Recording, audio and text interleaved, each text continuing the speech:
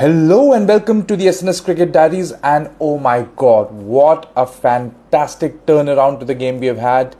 Australia, who started the game well in front, are now staring down the barrel. South Africa have made a huge turnaround in the game, and on a day which started off possibly looking at as being the final day of the test match, thanks to in part to Australia due to their tail end batting and some rather harmless bowling by the South Africans. But then South Africa's batting standing up for two sessions has ensured that this test match is going to have a fourth day.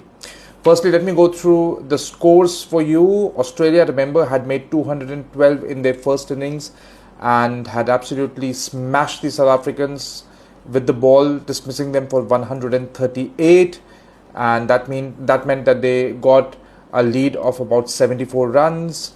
And then when Australia came into bat, they were 73 for 7 yesterday in the evening before a very solid 8-wicket stand between Alex Carey and Mitchell Starc, and got them to 144 for 8 at stumps yesterday. And today they stretched the total all the way up to 207.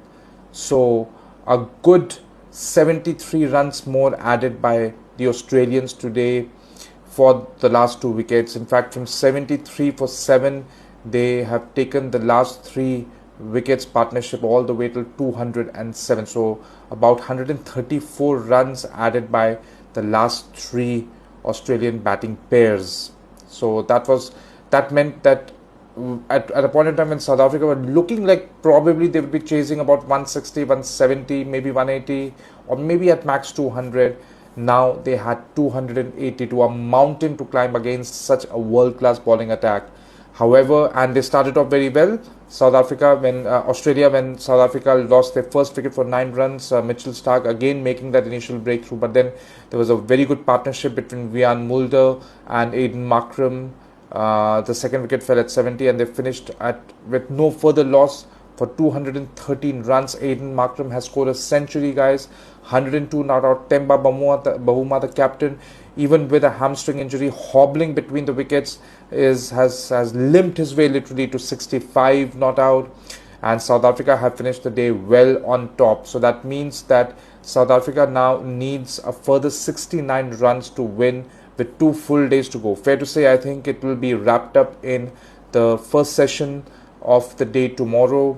But these are just the bare facts. I think if I take you through the Australian tail end batting today, again, Mitchell Starc, he's a warrior. He never gives up. Remember, he already has a 99 to his name. If I remember correctly, it was against India. So he's no mug with the bat. He has time and again showed that commitment to be at the crease. Remember, he scored. He batted for a long period of time, even against India at I think it was at the MCG, I guess. Yeah, it was at the MCG. Yes, and so Josh Hazelwood also scoring 17 runs of 53 balls. Kagiso Rabada picked up 4 wickets. Unfortunately, not to pick up that one more wicket, which could have got him a 10 for at Lord's. I remember Makhaya and Tini once picking up 10 wickets in 2003 against England at Lord's, but ably supported by Lungi and Giri. But South Africa just lost steam as they went ahead. They just lost that momentum. They could not pick up wickets and at one point in time when they should actually have been batting yesterday, they were forced to bowl the entire session of today. I mean, who could have imagined Australia coming in with only 2 wickets to play would actually end up playing the entire session?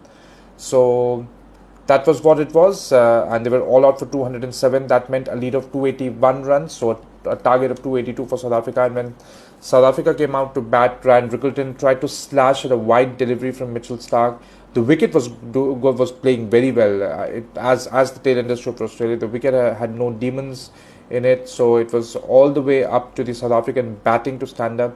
So while Ryan Rickleton got out, and he must be really miffed at the way he got out today on such a placid wicket, Wiaan Mulder, who had not done very well in the first innings, had really got stuck and had got a lot of criticism from from across different former cricketers and commentators that is he the right person to occupy the number 3 spot. But South African think tank stuck with that decision, and while his end score of 27 doesn't look that substantial, but I think in the context of the game, when the tense was a bit chase in the beginning, he really helped Aiden Markram also settle down. So his 27 of 50 balls was invaluable. And then Temba Bavuma, he came out with a lot of pressure as captain. Remember, there has been a lot of criticism about Temba Bavuma in the past as well, whether he actually does deserve being the captain of the side. He had been touted as a batting talent when he came onto the scene, but has not been able to live up to that potential. But today, 65 not out of 121 balls. He had a hamstring injury, and still he carried on. He was positive. So one thing which was notable today was South Africa's batting, in stark contrast to their batting in the first innings. This time they were really looking more positive. They tried to take on the Australian bowlers, and they did not just wait for things to happen. They tried to make things happen. We could see in those back foot punches by Aiden Markram right in the beginning of his innings. And boy, I mean, Aiden Markram has been performing for South Africa, has been one really sort of a shining star to come out after that era of Hashim Amla, AB de Villiers, Faf du Plessis. But even then, Aiden Markram hadn't been consistent. But boy, he has scored a century in the 4th innings of a World Test Championship final. You can't take that away from him, yeah. So if South Africa, which I think they should, but again, there is a big if always with South Africa because of the many times they've choked in the past. And remember, still they are 69 runs away. So there's still some sizable work to be done. So if South Africa do win, that's why I'm putting that if there, I think it will go down as one of the great test match innings, not just by a South African, but by anyone in test cricket in general. Given the context, given the situation of the test match, and given the absolutely monumental importance of this test match for South Africa, looking at the history of not being able to win an ICC trophy for a long time. Remember, the only and the last time South Africa won an ICC tournament, and which many people do forget, is the 1998 Champions Trophy, which at that point of time was called the ICC Wills Knockout Cup or Knockout Trophy. That is an ICC trophy. So it's not that South Africa do not have an ICC trophy, but yes, it was way back in 1998. So I mean, yesterday I had told in my second day's review that I don't give any chance to South Africa, and I think I have to eat my words here. South Africa has really turned around.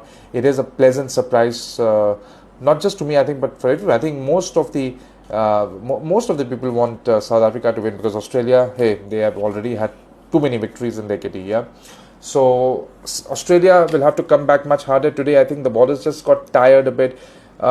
Mitchell Starc did create some incisive openings for Australia. He had some good spells in between Pat Cummins as well, but this time they were just a bit off the mark, and Nathan Lyon also struggled towards the end. He did get some balls to turn. Even we saw Travis Head getting some balls to turn. So maybe you might have a spinner bowling from one end tomorrow, because if you look at South Africa's innings right now, they played 56 overs, and with a further 24 overs to go for the new ball, I don't think South Africa would be really bothered about that, because with just 69 runs to get in 24 overs, if they want to avoid the new ball, they can easily do that. And even if they don't, I think by the time the new ball comes, more or less the match would have been decided one way or the other.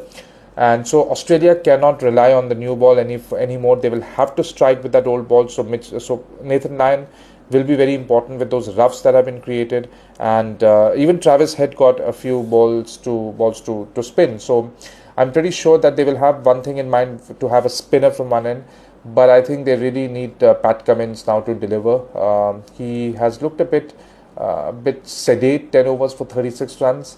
Josh Hazelwood 13 overs for 43 runs. So Mitchell Starc 9 overs for 53. You expect him to be expensive, but he's the one who's picked up 2 wickets. So yeah, I think a fantastic day's play once again. This is what is Test cricket all about. This is riveting stuff. This is what we want in Test cricket to happen. You know, we don't want such dull draws or just one-sided victories in 2 or 3 days. Yeah, Although this test match is not going to go into fifth day, but hey, I think when we got up in the morning today, we never thought that we would even get into the fourth day looking at the match situation. So South Africa, very well done. I'm rooting for South Africans to win, although yesterday, yes, I did expect, and it's just practical to expect the Aussies to win given the way South Africa's batting had performed in the first innings, but definitely rooting for South Africa. Let us see what happens. Australia will have to do some serious thinking today in the evening and come out with some different tactics.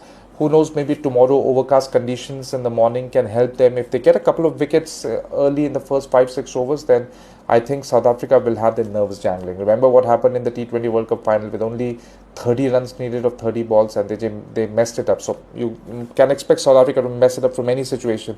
But if they do really win, it would mark a turnaround in not just the test cricket, but I think turnaround in their fortunes in terms of ICC trophies, and maybe good times or better times will be in store. So I'll see you tomorrow post the fourth day's play with the result and analysis of day 4. Until then, take care. Bye.